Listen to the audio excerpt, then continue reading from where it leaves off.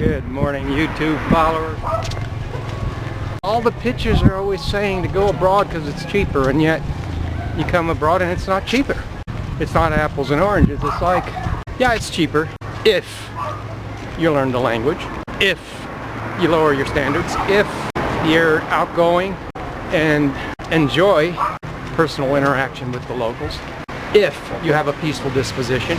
Because if you don't have a peaceful disposition, things will change very quickly. Like that one writer said, they don't have to move to Salinas, they can stay in Florida and watch the videos. So whichever one you choose.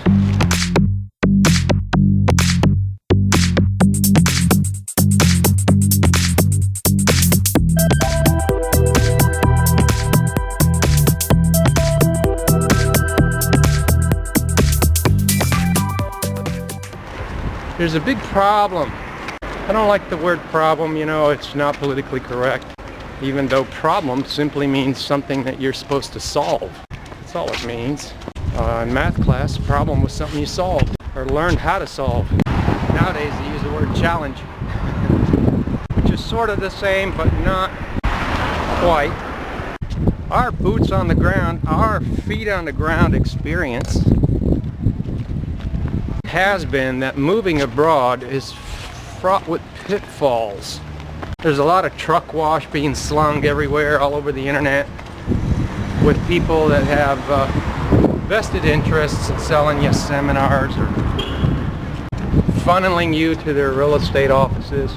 It's all just in another day's work. Nothing inherently wrong with that. Not a judgment against the people. Remember, we never judge the people. It's the idea that we're discussing here. We've met some of the people and they're very nice people. It's the idea that you're getting your information from the seller. It's like you go buy a car and then you listen to the seller. Now remember, maybe the seller's honest, but he is a stranger you don't know. Maybe he's semi-honest. He's not lying to you, but he's not telling you everything. And a lot of people buy lemons. So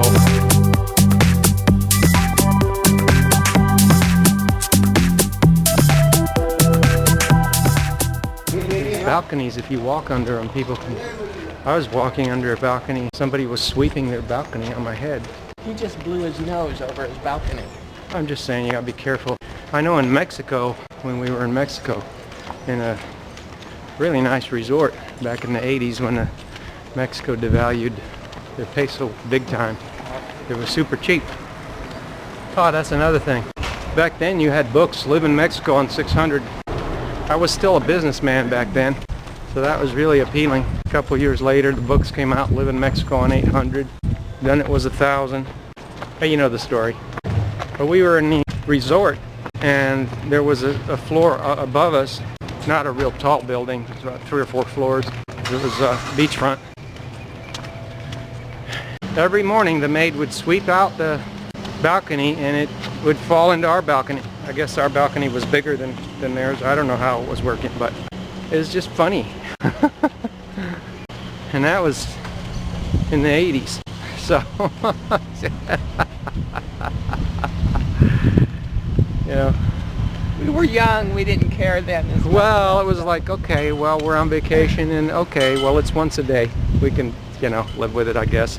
But if it would have been rotten seafood, I would have got pretty upset. But it was just dust. Well, you're at the ocean. I mean, you know, maybe they had crab for dinner. You guys, can you stand just one more view of the ocean?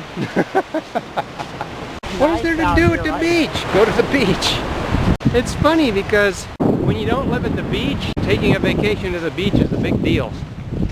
But when you live at the beach, it's like those islanders that, whether it's Pacific Islanders or Caribbean Islanders, it's like the islanders that were born and raised and still living all their lives in the island but can't swim. There's a lot of them like that. They just take it for granted, that's what I'm saying. It becomes like wallpaper, like, yeah, whatever.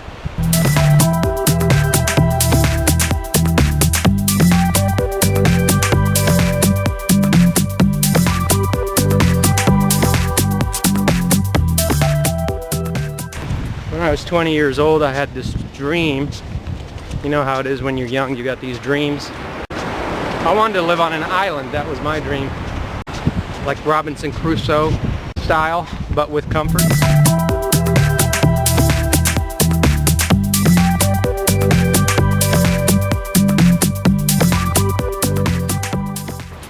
Well, they're squeezing in more buildings here.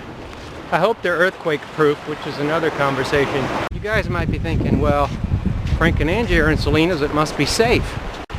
No, that's not what we wrote in a couple of articles when we were referring to the earthquakes. Salinas gets hit, the whole country got hit by earthquakes. Quito, Cuenca, everything was shaking.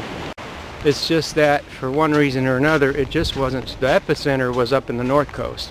This is more south. It's something to think about because you're not really out of the earthquake range. You're still in it, ring of fire, you know.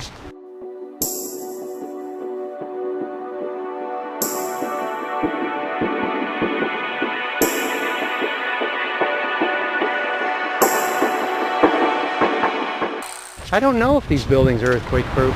I'm concerned about it. There's no such thing as earthquake proof. Yeah. If a bad earthquake hits here in Salinas, I doubt anything's going to be standing. There's no such thing. You have to build domes and stuff like that or other things. It's just funny how human nature is that human nature is like this. People don't want to admit they made a mistake, especially if it's publicly. It's human nature to reinforce your decision. You made a decision and then you don't want to say, oh man, I screwed up. You see a lot of that, people standing on the north coast with nothing. Their house is in rubble and their savings are depleted.